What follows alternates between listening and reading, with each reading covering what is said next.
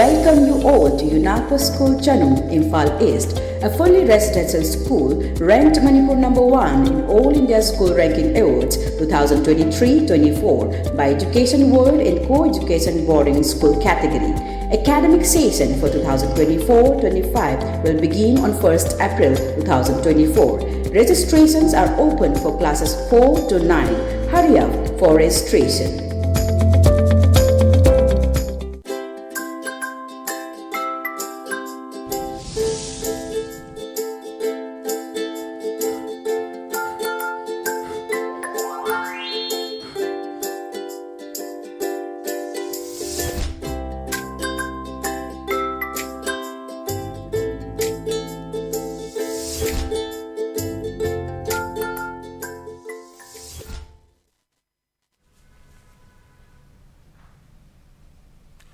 Good afternoon, ELITETV ke test of cartoon ki mahameng tabiru sa amatara mokchari.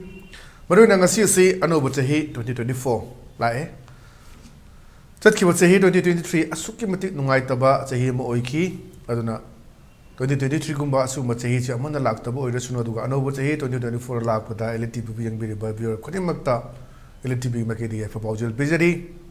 ano bachahi cha lak pada na de ek taba punsin sangba Ningjaba kuding tungjaba tauru kuding magta mai papa kuding mag oi biu haidana ko ELITETV makai desu biar kuding magta ya papaujil bijari moro nang sim phala pungo pau singi cartoon singda cartoon sina kari hainang niba kari khalan niba kari phunong niba haibdu ai myam samdong ta thamjage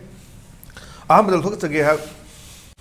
Shanghai Express ki onthok panida haibdu onthok panida haiba cartoon si yang biu am phajaba chokri myam sini leiriba chokri loi sure chief minister gi aduga tay minister ki lo ni yaure alamana haibisini phamanga munnataw khubak na nghat leitana laurisi aikhoi gi chokri mayam si kalakpagini nasana sagi chokri sing fajana solon silu dolai tumbugi matam wali minangang batarunu kokta hagazarbadi nanganda hotluana ulta bulta ne kokta hagazarga nanganda hotladi kai kana phangdoino aduna mayam tarunu nang thokpa tawro daigo duna nasana sagi chokri do kanna bo hono ro solon joluna si chokri mayam jong joli thang le sin duna khubak na law gai si congress na law buduni na congress na law mayam je hoi chokri je kalak pe ni anu kaim tarunu na nasana sagi chokri solon jola thamo haji dolai tumwe matam wali minangang batarunu kokta haga jaradi nangan do holuna ta mayam su mai tungan mayam ju chumi na lawre mayam sin anu haji si social media da kaidam thengnabani MLA mari manga tha manga taru sure masakpo uidaba khotkedaba na laungnaba mayam ma yawi matamnamdadi hek sarkar paibdagi cheng yen babu oiro kari to babu oiro mayam ma tawduna khoi thengnaba mayam duni wa ngang duni issue da haji chup chap ni amta ugidare ama ni khak uba phangbra maduna tana khoi ayam na uba phangdai mami tai aduni adai sida my leaders na lorak pani kan de noi kaem ta ngang nu wa ngang nu timin da dum layu chokri do khubang na law che koi chokri sin kalak pe ni ana solon jelo minangang mataw nu kokta haga jaraga nangan da hotlu hai sineba tai yam phajaba pautak pi bani aduna hoji leiba mani film si karino haibudu mya me khanga bani akone saugai na tak traga su sugai na tawraga waru he yawba maduna madu warong na ba yam bani na madu yam kana elaborate tawja roi pathang da leisina khoi chana leba ki loire dana haibudu ni loire dana haiba sidi ngo 2023 si Padana the moment that lak bani to 24 siga let me the thengna bani haji 2023 na koi anoba chaki ba chei sini 2023 aduga anoba 2024 no ok bani da 24 na 23 da hai bani ta da di othong na phibam song na hale da na yembio piche priga ga sega na to ma phi moron ga se gamen ta na ada 2023 sina harak bani kaya ha ga inaw gi lai ba yembi ho ro nongmai marakta covid su laura bani na yam phajo poni yam athra lei bai tare 2024 se lambi de thengnare 2023 chakra bani ngarang se to ngasi ano 2024 ne da ta da di othong na phibam sok na hale da na mondi chahi ma han bani na ta da gore 23 sina ada da hai sini inaw gi lai ba yang bi ho ro nongmai marakta covid su haji covid 19 paw mata da pi ma covid 19 positive oi du khoi gen.1 du ebra oi da bra ha bi du ki confirm to bungam dri oi da ga di yam na sandokan ba aduna yam risky oi ba adum mani magi symptoms so hana khara khena ba kem tele taba la haun hu le taba soron ba to anton magi symptoms me ama rupa so le aduna ano ba chahi 2024 ni aji lai se ngasi de haure aduna ꯑꯅꯧꯕ ꯐꯤꯔꯦꯞ ꯑꯃꯒ ꯂꯣꯏꯅꯅ ꯑꯩꯈꯣꯏ ꯃꯔꯨꯑꯣꯏꯅ ꯃꯅꯤꯄꯨꯔꯗ ꯇꯪꯗꯨ ꯂꯩꯇꯥꯕ ꯄꯨꯔꯛꯅꯕ ꯀꯔꯤ ꯇꯧꯕ ꯌꯥꯕꯒꯦ ꯍꯥꯏꯕꯗꯨ ꯀꯣꯛ ꯆꯪꯁꯤꯟꯅꯕ ꯃꯊꯧ ꯇꯥꯔꯦ ꯑꯗꯨꯅ 2023ꯅ ꯍꯥꯏꯁꯤꯅꯤ ꯅꯪ ꯂꯥꯏꯕꯛ ꯌꯦꯡꯍꯧꯔꯣ ꯅꯣꯡꯃꯩꯁꯨ ꯀꯟꯅ ꯀꯥꯞꯅꯔꯤ ꯑꯗꯣ ꯀꯣꯚꯤꯗꯁꯨ ꯂꯥꯍꯧꯔꯕꯅꯤꯅ ꯌꯥꯝ ꯐꯖꯕ ꯀꯥꯔꯇꯨꯟꯅꯤ ꯍꯥꯏꯗꯅ ꯑꯩ ꯊꯝꯖꯒꯦ ꯀ꯭ꯔꯤꯁꯅ ꯂꯩꯕꯥꯛꯀꯤ ꯂꯣꯏꯔꯦꯗꯅ ꯍꯥꯏꯁꯤ ꯃꯊꯪꯗ ꯂꯩꯁꯤꯅ ꯄꯣꯛꯅꯐꯝꯒꯤ ꯕꯥꯂꯣꯍꯣꯏ ꯍꯥꯏꯁꯤꯅꯤ ꯕꯥꯂꯣꯍꯣꯏꯁꯤꯗ ꯑꯩꯈꯣꯏ ꯅ꯭ꯌꯨ ꯌꯔꯒꯤ ꯏꯁꯨꯗ ꯑꯌꯥꯝꯕ ꯂꯣꯏꯅ ꯇꯧꯋꯦ ꯑꯗꯨꯗ ꯑꯍꯟ ꯃꯣꯏ ꯃꯁꯦꯟ ꯋꯥꯔꯤ ꯁꯥꯟꯅꯕꯅꯤ ꯑꯅꯧꯕ ꯆꯍꯤ ꯂꯥꯛꯄꯁꯤ ꯀꯃꯥꯏꯅ ꯇꯧꯗꯣꯔꯤꯒꯦ ꯀꯔꯤ ꯃꯊꯦꯜ ꯇꯧꯗꯣꯔꯤꯒꯦꯅ ꯑꯗ ꯍꯪꯕꯅꯤ ꯑꯔꯤ ꯑꯅꯧ ꯁꯤꯟꯅꯕꯁꯤ ꯀꯔꯤ ꯃꯊꯦꯜꯅ ꯇꯧ ꯇꯥꯔꯦ ꯇꯉꯥꯡꯑꯅ ꯅꯍꯥꯁꯤꯅ ꯑꯍꯟꯁꯤꯗ ꯍꯪꯕꯅꯤ ꯇꯉꯥꯡꯁꯤꯅ ꯈꯨꯝꯃꯛꯄꯅꯤ ꯃꯩꯇꯩꯒꯤ ꯑꯦꯟꯁꯥꯡ ꯏꯔꯣꯝꯕꯒ ꯌꯦꯟꯗꯦꯝ ꯊꯔꯥꯛ ꯁꯣꯏꯗꯨꯅ ꯍꯋꯥꯏꯖꯥꯔꯒ ꯌꯣꯡꯆꯥꯛꯀ ꯆꯒꯦꯝ ꯄꯣꯝꯃꯒ ꯆꯥꯊꯔꯒꯦꯅ ꯅꯥꯠꯀꯤ ꯍꯧꯖꯤꯛ ꯇꯣꯉꯥꯟ ꯇꯣꯉꯥꯟꯕ ꯑꯩꯈꯣꯏꯒꯤ ꯉꯔꯥꯡꯁꯤ ꯕꯥꯏ ꯕꯥꯏ ꯅ꯭ꯌꯨ ꯌꯔ ꯇꯧꯈꯤꯗꯦ ꯑꯌꯥꯝꯕ ꯇꯧꯅꯕ ꯍꯥꯏꯗꯤ ꯃꯃꯥꯡ ꯕꯝꯕꯨꯂꯥ ꯊꯥꯗꯅ ꯍꯦꯛꯇ ꯀꯥꯞꯈꯠꯇꯅ ꯔꯣꯀꯦꯠ ꯊꯥꯗꯅ ꯇꯧꯒꯗꯕꯗꯣ ꯑꯃꯠꯇ ꯎꯈꯤꯗꯦ ꯑꯗꯨꯕꯨ ꯍꯣꯏ ꯆꯤꯀꯟ ꯁꯦꯟꯇꯔꯁꯤꯡ ꯂꯩꯔꯤꯕ ꯃꯌꯥꯝꯁꯤꯗ ꯃꯌꯥꯝꯁꯦ ꯀ꯭ꯌꯨ ꯂꯦꯞꯅꯈꯤ ꯃꯔꯨꯑꯣꯏꯅ ꯑꯩꯈꯣꯏ ꯅꯨꯃꯤꯗꯥꯡꯗꯗꯤ ꯑꯅꯧꯕ ꯆꯍꯤꯕꯨ ꯋꯦꯜꯀꯝ ꯇꯧꯕ ꯑꯣꯏꯅ ꯑꯍꯥꯎꯕ ꯊꯣꯡꯉꯒ ꯆꯥꯕꯁꯦ ꯑꯗꯨꯝ ꯃꯃꯥꯡꯗꯒꯤ ꯆꯠꯅꯔꯒ ꯑꯗꯨꯝ ꯂꯥꯛꯄ ꯍꯥꯏꯇꯥꯔꯦ ꯑꯗꯨ ꯍꯥꯏꯗꯤ ꯃꯌꯥꯝꯁꯦ ꯑꯗꯨꯝ ꯍꯥꯏꯅꯕ ꯂꯩ ꯅ꯭ꯌꯨ ꯌꯔ ꯑꯩꯈꯣꯏꯒꯤꯗꯤ ꯑꯗꯨ ꯅꯠꯇꯦ ꯑꯩꯈꯣꯏꯅ ꯆꯩꯔꯥꯎꯕꯅꯤ ꯑꯗꯨꯅꯦꯅ ꯃꯥꯂꯦꯝꯒꯤ ꯑꯣꯏꯅ ꯑꯅꯧꯕ ꯆꯍꯤ ꯍꯥꯏꯕ ꯇꯥꯔꯗꯤ 2023 ꯆꯠꯈ꯭ꯔꯀꯥꯟꯗ ꯃꯌꯥꯝꯅ ꯄ꯭ꯔꯤꯊꯤꯕꯤꯗ ꯌꯥꯅꯔꯕꯅꯤ ꯑꯦꯅꯤ ꯄꯥꯔꯠ ꯑꯣꯐ ꯗ ꯋꯥꯔꯜ ꯍꯥꯏꯕ 2024ꯁꯦ ꯉꯁꯤꯗꯒꯤ ꯍꯧꯔꯦ ꯖꯅꯋꯥꯔꯤ 1 ꯍꯥꯏꯗꯅ ꯃꯗꯨ ꯌꯥꯅꯔꯀꯥꯟꯗꯅꯤ ꯑꯅꯧꯕ ꯏꯌꯔ ꯑꯃ ꯑꯩꯈꯣꯏꯅ ꯀꯥꯎꯟ ꯇꯧꯔꯤꯁꯦ 365 ꯗꯦꯖꯅ ꯁꯥꯕ ꯂꯤꯞ ꯏꯌꯔ ꯂꯩꯕ ꯂꯩꯇꯕ ꯑꯗꯨꯒꯤ ꯄꯣꯠꯇꯨꯅꯤ ꯑꯗꯨꯅ ꯁꯤꯗ ꯑꯩꯒꯤꯗꯤ ꯃꯩꯇꯩꯒꯤ ꯌꯦꯟꯁꯥꯡ ꯏꯔꯣꯝꯕꯒ ꯌꯦꯟꯗꯦꯝ ꯊꯔꯥꯛ ꯁꯣꯏꯗꯨꯅ ꯍꯋꯥꯏꯖꯥꯔꯒ ꯌꯣꯡꯆꯥꯛꯀ ꯆꯒꯦꯝ ꯄꯣꯝꯃꯒ ꯆꯥꯊꯔꯒꯦꯅ ꯑꯗꯣ ꯉꯔꯥꯡꯗꯤ ꯑꯦꯅꯤ ꯏꯃꯨꯡ ꯈꯨꯗꯤꯡꯃꯛꯇ ꯑꯍꯥꯎꯕ ꯌꯦꯟꯁꯥꯡ ꯊꯣꯡꯒꯗꯕ ꯂꯩꯇꯦ ꯉꯁꯤꯁꯨ ꯂꯣꯏꯅ ꯊꯣꯡꯅꯔꯤ ꯑꯗꯨꯅꯤ ꯍꯧꯖꯤꯛ ꯑꯅꯧꯕ ꯆꯍꯤꯕꯨ ꯇꯔꯥꯝꯅ ꯑꯣꯛꯄ ꯍꯥꯏꯁꯦ ꯑꯗꯨꯕꯨ ꯍꯧꯖꯤꯛ ꯐꯥꯎꯒꯤ ꯑꯣꯏꯅꯗꯤ ꯄꯤꯛꯅꯤꯛ ꯆꯠꯇꯅ ꯈꯣꯠꯇꯅ ꯇꯧꯕꯒꯤ ꯄꯥꯎꯗꯤ ꯂꯩꯇꯦ ꯃꯃꯥꯡ ꯆꯍꯤꯗꯒ ꯇꯧꯕꯗꯨꯗꯤ ꯑꯗꯨꯝ ꯀꯣꯔꯣꯅꯥ ꯂꯩꯔꯁꯨ ꯆꯠꯇꯅ ꯈꯣꯠꯇꯅ ꯃꯌꯥꯝ ꯑꯃ ꯇꯧꯕꯅꯤ ꯑꯗꯨꯅ ꯍꯧꯖꯤꯛ ꯂꯩꯔꯤꯕ ꯏꯔꯥꯡꯁꯤꯗ ꯃꯔꯨꯑꯣꯏꯅ ꯃꯌꯨꯝ ꯃꯀꯩ ꯃꯩ ꯊꯥꯗꯣꯛꯄꯤꯈꯤꯕ ꯃꯃꯥꯡꯃꯛꯇꯗ ꯃꯥꯒꯤ ꯃꯄꯥ ꯃꯥꯒꯤ ꯃꯆꯥ ꯍꯥꯠꯈꯤꯕ ꯔꯦꯞ ꯇꯧꯈꯤꯕ ꯀꯌꯥ ꯑꯃꯁꯤꯅ ꯍꯧꯖꯤꯛ ꯇꯣꯉꯥꯟ ꯇꯣꯉꯥꯟꯕ ꯑꯩꯈꯣꯏꯒꯤ ꯔꯤꯂꯤꯐ ꯀꯦꯝꯞꯇ ꯂꯩꯔꯤꯕꯁꯤꯡꯁꯤꯒꯤ ꯋꯥꯈꯜꯂꯣꯟꯗ ꯀꯔꯤ ꯐꯥꯎꯒꯗꯒꯦ ꯑꯗꯨꯅ ꯃꯌꯥꯝꯁꯤ ꯈꯜꯂꯀꯥꯟꯗ ꯃꯗꯨ ꯇꯧꯔꯔꯣꯏꯁꯤ ꯍꯥꯏꯗꯅ ꯁꯤꯗꯤ ꯇꯣꯛꯇꯅ ꯑꯩꯈꯣꯏ ꯅꯤꯉꯣꯜ ꯆꯥꯛꯀꯧꯕ ꯅꯤꯉꯣꯜꯁꯤꯡꯅ ꯈ꯭ꯋꯥꯏꯗꯒꯤ ꯉꯥꯏꯖꯕ ꯍꯤꯌꯥꯡꯒꯩꯒꯤ 12 ꯄꯥꯟꯕ ꯉꯥꯛꯄꯤꯅꯤ ꯍꯤꯌꯥꯡꯒꯩꯒꯤ ꯅꯤꯅꯤ ꯄꯥꯟꯕ ꯑꯗꯨꯝꯕ ꯅꯤꯉꯣꯜ ꯆꯥꯛꯀꯧꯕꯁꯤ ꯄꯥꯡꯊꯣꯛꯈꯤꯗꯕꯅꯤ ꯑꯗꯒꯤ ꯗꯤꯄꯥꯕꯂꯤ ꯄꯥꯡꯊꯣꯛꯅꯈꯤꯗꯦ ꯑꯗꯒꯤ ꯁꯤ ꯃꯊꯛꯇ ꯈ꯭ꯔꯤꯁꯃꯥꯁ ꯈ꯭ꯔꯤꯁꯇꯥꯟ ꯂꯥꯏꯅꯤꯡ ꯆꯠꯄꯁꯤꯡꯒꯤꯁꯨ ꯌꯥꯝꯅ ꯂꯨꯞꯀꯤꯗ ꯄꯥꯡꯊꯣꯛꯈꯤꯕꯗꯨꯅꯤ ꯑꯗꯨꯅꯤ ꯍꯧꯖꯤꯛ ꯂꯩꯔꯤꯕ ꯐꯤꯕꯝꯁꯤꯗ ꯑꯗꯨꯅ ꯃꯥꯏꯗꯤ ꯅꯥꯠꯀꯤ ꯑꯣꯏꯅ ꯇꯧꯖꯔꯒꯦ ꯍꯥꯏꯗꯅ ꯇꯧꯕꯗꯨꯅꯤ ꯃꯊꯪꯗ ꯂꯩꯁꯤꯅ ꯑꯩꯈꯣꯏꯒꯤ ꯍꯨꯌꯦꯜ ꯄꯥꯎꯒꯤꯅꯤ ꯑꯁ ꯂꯣꯏꯔꯦ ꯍꯥꯏꯕꯗꯨꯅꯤ ꯑꯁ ꯂꯣꯏꯔꯦ ꯁꯤꯗ ꯌꯥꯎꯔꯤꯁꯤ ꯍꯧꯖꯤꯛ ꯑꯩꯈꯣꯏꯅ ꯉꯁꯥꯏ ꯍꯥꯏꯕꯗꯨꯅꯤ MLA ꯊꯤꯕ ꯈꯪꯈꯤꯗꯦꯅ ꯇꯧꯅꯕꯗꯨꯅꯤꯗ ꯄ꯭ꯔꯖꯥ ꯃꯌꯥꯝꯁꯤꯅ ꯊꯤꯕꯅꯤ ꯑꯩꯈꯣꯏ ꯁꯥꯔ ꯃꯥꯡꯈꯤꯕ ꯀꯨꯏꯔꯦꯅ ꯎꯗ꯭ꯔꯦ ꯃꯌꯥꯝꯁꯤꯗ ꯃꯥ ꯂꯣꯠꯂꯒ ꯂꯩꯔꯦ ꯃꯈꯥꯁꯤꯗꯩꯗ ꯑꯗ ꯃꯥꯅ ꯍꯥꯏ ꯅꯤꯡꯊꯝꯊꯥꯁꯤꯗ ꯏꯪꯂꯝꯃꯅꯤꯗꯥꯅ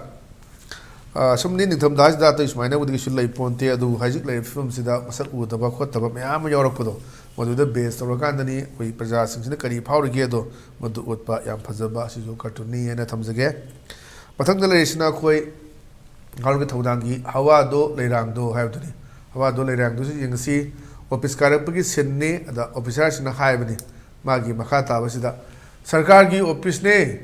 ꯃꯇꯝ ꯆꯥꯅ ꯀꯥꯎ ꯁꯣꯏ ꯇꯧ ꯑꯗꯨꯒ ꯐꯤꯔꯣꯏ ꯆꯠꯀꯦꯔꯥ ꯅꯨꯡꯁꯥ ꯌꯥꯏꯒꯦꯔꯥ ꯏꯌꯥ ꯌꯥꯔꯦꯅ ꯍꯧꯖꯤꯛꯁꯤ ꯑꯩꯈꯣꯏ ꯄꯨꯡ 7ꯗ ꯀꯥꯅꯕꯒꯤ ꯑꯍꯥꯟꯕꯗ 9ꯗ 8ꯗ ꯀꯥꯅꯕꯒꯤ ꯑꯗꯨꯒ ꯕꯥꯏꯑꯣꯃꯦꯇ꯭ꯔꯤꯛꯁ ꯂꯧꯕꯒꯤꯅ ꯑꯗꯨꯝ ꯌꯥꯝꯗꯤ ꯐꯖꯕ ꯇꯣꯉꯥꯟ ꯇꯣꯉꯥꯟꯕ ꯃꯌꯥꯝ ꯑꯃ ꯂꯩꯕ ꯑꯗꯨꯒ ꯏꯝꯄ꯭ꯂꯤꯃꯦꯟ ꯇꯧꯕ ꯉꯝꯗꯕ ꯁꯤꯅꯤ ꯑꯗꯨꯅ ꯕꯥꯏꯑꯣꯃꯦꯇ꯭ꯔꯤꯛꯁ ꯂꯧꯔꯁꯨ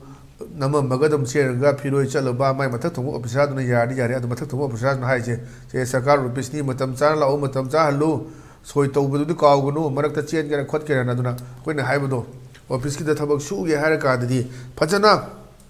ꯒꯦꯠꯁꯦ ꯂꯣꯟꯁꯤꯜꯂꯒ ꯑꯥꯏ ꯀꯥꯔꯗ ꯄꯥꯏꯔꯤꯕꯁꯤꯡꯁꯤꯅ ꯑꯩꯈꯣꯏꯒꯤ ꯃꯥꯒꯤ ꯁ꯭ꯋꯤꯞ ꯇꯧꯔꯀꯥꯟꯗ ꯆꯤꯡꯉꯀꯥꯟꯗ ꯆꯪꯍꯟꯕ ꯊꯣꯛꯀꯦꯁꯨ ꯑꯗꯨ ꯌꯥꯎꯗ꯭ꯔꯗꯤ ꯌꯥꯗꯕ ꯑꯥꯏ ꯀꯥꯔꯗ ꯄꯨꯔꯛꯇꯗꯤ ꯑꯣꯐꯤꯁ ꯃꯅꯨꯡ ꯆꯪꯕ ꯌꯥꯗ꯭ꯔꯦ ꯑꯗꯨꯅ ꯁꯤꯒꯨꯝꯕ ꯁꯤꯁꯇꯦꯝ ꯑꯃꯒꯁꯨ ꯗꯔꯀꯥꯔ ꯑꯣꯏꯔꯛꯄ꯭रा ꯅꯠꯇ꯭ꯔꯒꯗꯤ ꯕꯥꯏꯑꯣꯃꯦꯇ꯭ꯔꯤꯛꯁ ꯇꯧꯕ ꯑꯩ ꯆꯪꯉꯝꯃꯅꯤ ꯅꯝꯃꯝꯃꯅꯤ ꯃꯊꯛ ꯊꯣꯡꯕ ꯑꯣꯐꯤꯁꯥꯔ ꯌꯥꯅꯤ ꯃꯥ ꯆꯠꯂꯨꯔꯅꯤ ꯁꯣꯔꯥ ꯆꯠꯀꯦꯔꯥ ꯑꯗꯨ ꯆꯠꯀꯦꯔꯥ ꯃꯥ ꯇꯧꯒꯦꯔꯥ ꯍꯣꯔꯦꯟ ꯍꯜꯂꯛꯑꯅꯤ ꯁꯣꯏ ꯇꯧꯔꯅꯤ ꯂꯣꯏꯔꯦ ꯍꯌꯦꯡ ꯕꯥꯏꯑꯣꯃꯦꯇ꯭ꯔꯤꯛꯁꯇꯗꯤ ꯌꯦꯡꯗꯣꯏꯅꯤ ꯍꯦꯛ ꯁ꯭ꯇꯥꯐ ꯈꯨꯗꯤꯡꯃꯛꯇꯣ ꯍꯦꯛꯇ ꯂꯤꯗꯔꯗꯨꯅ 24 ꯑꯋꯥꯔ ꯁꯦꯟꯅ ꯉꯝꯄꯣꯠꯇꯦ ꯑꯗꯨꯅ ꯁ꯭ꯋꯥꯏꯁꯤꯗꯅꯤ ꯑꯩꯈꯣꯏ ꯃꯄꯥꯟ ꯂꯝꯗ ꯇꯧꯕ ꯑꯗꯨꯃꯥꯏꯅ ꯇꯧꯅ ꯑꯣꯐꯤꯁꯁꯤꯒꯤ ꯃꯦꯟ ꯒꯦꯠꯁꯦ ꯃꯁꯤ ꯆꯪꯒꯦ ꯍꯥꯏꯔ ꯀꯥꯟꯗ ꯃꯥꯒꯤ ꯀꯥꯁꯦ ꯆꯪꯒꯦ ꯍꯥꯏ ꯇꯥꯔꯗꯤ ꯑꯗꯨ ꯈꯪꯒꯅꯤ ꯑꯗꯨꯅ ꯃꯥꯁꯦ ꯄꯨꯡ ꯀꯌꯥ ꯊꯣꯛꯈꯤ ꯄꯨꯡ ꯀꯌꯥꯗ ꯆꯪꯉꯛꯏ ꯍꯥꯏꯕꯁꯤ ꯏꯔꯥꯏ ꯂꯥꯏꯅ ꯈꯪꯒꯅꯤ ꯃꯗꯨꯝꯕ ꯇꯧꯕ ꯗꯔꯀꯥꯔ ꯑꯣꯏꯔꯕ꯭ꯔꯥ ꯍꯥꯏꯗꯤ ꯄꯨꯛꯆꯦꯜ ꯁꯦꯡꯅ ꯊꯕꯛ ꯇꯧꯔꯛꯇꯕꯗꯩꯅꯤꯀꯣ ꯇꯧꯔꯤꯁꯦ ꯄꯨꯛꯆꯦꯜ ꯁꯦꯡꯅ ꯊꯕꯛ ꯇꯧꯔꯗꯤ ꯀꯩꯁꯨ ꯅꯠꯇꯦ ꯃꯌꯥꯝ ꯇꯧꯅꯔꯤ ꯃꯌꯥꯝꯗꯨꯅ ꯑꯣꯐꯤꯁ ꯀꯥꯔꯛꯑꯒ ꯁꯤꯗ ꯄꯨꯡ 1ꯗ ꯀꯥꯔꯛꯑꯅꯤ ꯑꯗꯒꯤ ꯀꯥ 4 ꯍꯜꯂꯅꯤ ꯀꯇꯥ ꯂꯣꯜꯂ ꯍꯟꯈ꯭ꯔꯅꯤ ꯐꯥꯏꯜ ꯑꯃ ꯄꯤꯌꯨ ꯍꯥꯏꯔꯒꯅ ꯆꯥ ꯊꯛꯅꯕ ꯄꯤꯌꯨ ꯍꯥꯏꯅꯤ 500 ꯊꯥꯗꯕꯗꯤ ꯌꯥꯗꯦ 1,000 ꯄꯤꯌꯨ 1,000 ꯆꯥ ꯊꯛꯑꯗꯤ ꯑꯁ ꯂꯣꯏꯔꯅꯤ ꯄꯨꯛ ꯄꯨꯈꯥꯏꯔꯅꯤꯅ ꯍꯥꯏꯅꯕ ꯐꯥꯒꯤ ꯑꯣꯏꯅ ꯍꯥꯏꯅꯕꯗꯨꯅꯤ ꯆꯥ ꯊꯛꯅꯕ ꯍꯥꯏꯁꯤꯅꯦꯕ ꯆꯥ ꯊꯛꯅꯕ ꯁꯤꯒꯤ ꯐꯤꯕꯝꯗꯨꯅꯤ ꯂꯩꯁꯤꯗꯨꯅ ꯁꯔꯀꯥꯔꯒꯤ ꯑꯣꯐꯤꯁꯇ ꯂꯩꯔꯤꯕ ꯃꯌꯥꯝꯁꯤꯒꯤ ꯁꯤꯟꯗꯨ ꯌꯥꯝ ꯐꯖꯕ ꯀꯥꯔꯇꯨꯟ ꯑꯁꯤꯅ ꯗꯤꯄꯤꯛ ꯇꯧꯔꯛꯄꯅꯦꯅ ꯊꯝꯖꯒꯦ ꯃꯊꯪꯗ ꯂꯩꯔꯤꯁꯤꯅ ꯑꯩꯈꯣꯏ ꯃꯅꯤꯄꯨꯔ ꯅ꯭ꯌꯨꯁꯀꯤ ꯗꯁꯥꯅꯤꯍꯦ ꯍꯥꯏꯕꯗꯨꯅꯤ ꯗꯁꯥꯅꯤ ꯍꯥꯏꯁꯤꯗ ꯏꯂꯦꯛꯁꯟꯒꯤ ꯚꯣꯠ ꯈꯨꯝꯕ ꯂꯥꯛꯄꯅꯤ ꯃꯌꯥꯝ ꯍꯧꯖꯤꯛꯁꯤ 2024ꯒꯤ ꯄꯥꯔꯂꯥꯃꯦꯟꯠꯀꯤ ꯏꯂꯦꯛꯁꯟꯗꯅꯤ MP ꯒꯤ ꯂꯥꯛꯑꯅꯤ 20ꯕꯨ ꯆꯪꯉꯛꯑꯕꯅꯤ ꯃꯇꯝ ꯂꯦꯞꯄꯅꯤ ꯐꯦꯕ꯭ꯔꯨꯋꯥꯔꯤ ꯃꯥꯔꯆ ꯁ꯭ꯋꯥꯏ ꯇꯥꯒꯗ꯭ꯔꯥ ꯍꯧꯖꯤꯛ ꯀꯦꯝꯄꯦꯟꯁꯤ ꯑꯉꯛꯄꯗ ꯆꯠꯊꯅꯔꯤꯕꯅꯤꯗ ꯂꯥꯛꯄꯗꯨꯗ ꯚꯣꯠ ꯈꯨꯝꯕ ꯂꯥꯛꯄꯗꯨꯗ ꯍꯥꯏꯕꯅꯤ ꯃꯇꯤꯛ ꯆꯥꯕ ꯃꯤꯌꯥꯝ ꯂꯩ ꯚꯣꯠ ꯀꯥꯔꯗꯤ ꯆꯟꯅꯔꯣꯏ ꯍꯥꯏꯅ ꯅꯣꯏ ꯀꯥꯟꯅꯔꯣꯏ ꯌꯥꯝ ꯃꯇꯤꯛ ꯆꯥꯕ ꯃꯤ ꯂꯩ ꯊꯣꯛꯂꯛꯀꯅꯨ ꯍꯥꯏꯗꯅ ꯑꯗꯨꯝꯕꯒꯤ ꯃꯦꯁꯦꯖ ꯄꯤꯕ ꯌꯥꯝ ꯐꯖꯕ ꯀꯥꯔꯇꯨꯟꯅꯤ ꯍꯥꯏꯅ ꯊꯝꯖꯒꯦ ꯃꯊꯪꯗ ꯂꯩꯔꯤꯁꯤꯅ ꯑꯩꯈꯣꯏ ꯄꯤꯄꯜꯁ ꯀ꯭ꯔꯣꯅꯤꯀꯜꯒꯤꯅꯤ ꯄꯤꯄꯜꯁ ꯀ꯭ꯔꯣꯅꯤꯀꯜꯒꯤ ꯃꯣꯠꯂꯤ ꯃꯟꯗꯦ ꯑꯗꯩꯗ ꯃꯥꯏ ꯅꯨꯄꯤꯁꯤꯅ ꯆꯥ ꯄꯤꯕ ꯂꯥꯛꯄꯅꯤ ꯃꯇꯩ ꯃꯅꯥꯎꯒꯤ ꯑꯗ ꯍꯥꯏꯔꯦ ꯗ ꯌꯔ ꯑꯦꯟꯁ ꯆꯍꯤꯁꯤꯗꯤ ꯂꯣꯏꯔꯦ ꯅ꯭ꯌꯨ ꯌꯔ ꯑꯦꯔꯥꯏꯚꯁ ꯋꯤ ꯗꯨ ꯍꯣꯞ ꯑꯅꯧꯕ ꯆꯍꯤ ꯑꯃ ꯂꯩꯔꯦ ꯑꯩꯈꯣꯏꯅ ꯑꯁꯥ ꯇꯧꯏ ꯃꯗꯨꯗꯤ ꯅ꯭ꯌꯨ ꯒꯨꯗ ꯏꯌꯔ ꯀꯃꯤꯡ ꯑꯅꯧꯕ ꯅꯨꯡꯉꯥꯏꯕ ꯑꯐꯕ ꯆꯍꯤ ꯑꯃ ꯂꯥꯛꯄ ꯑꯣꯏꯔꯁꯅꯨ ꯗꯣꯟ ꯅꯣ ꯑꯗꯨꯕꯨ ꯈꯪꯗꯦ ꯃꯦ ꯕꯤ ꯏꯠ ꯏꯁ ꯑ like continuity of the government the only hope is hope and asadi asa khaktani aduga leiba anoba leiba sarkar sigi continuity duni leisi ana koi anoba lakpa loina anoba asa ano nungai bai phaba good year porak poresunu adubu leiba film sidaida kamaina tawgadagi haibu tuni aduna hajik parliament ki election de khangadoini center da karamba sarkar leigadagi haiba center da koi Delhi da nong taraga Manipur da satin du piana center da hongmula adi koi Manipur da jekta hongbani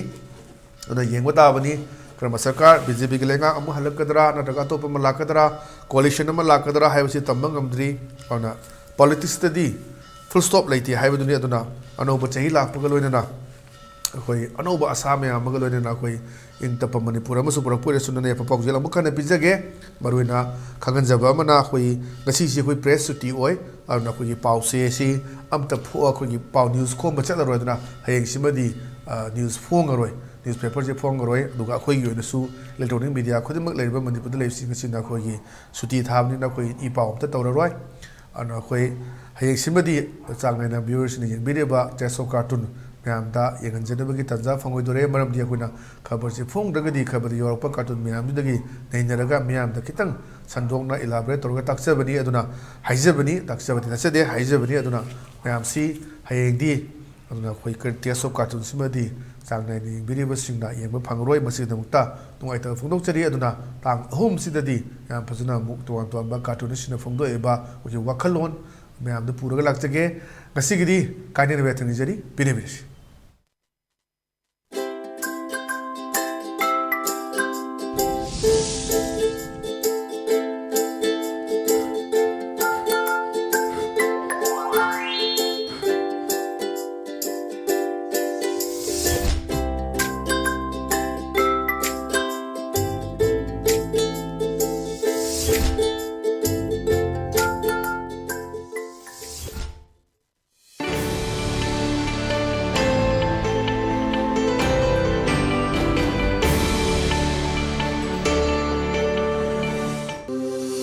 Welcome you all to UNAPA School Chanum, Imphal East, a fully residential school ranked Manipur #1 in All India School Ranking Awards 2023-24 by Education World in Co-Education Boarding School category. Academic session for 2024-25 will begin on 1st April 2024. Registrations are open for classes 4 to 9.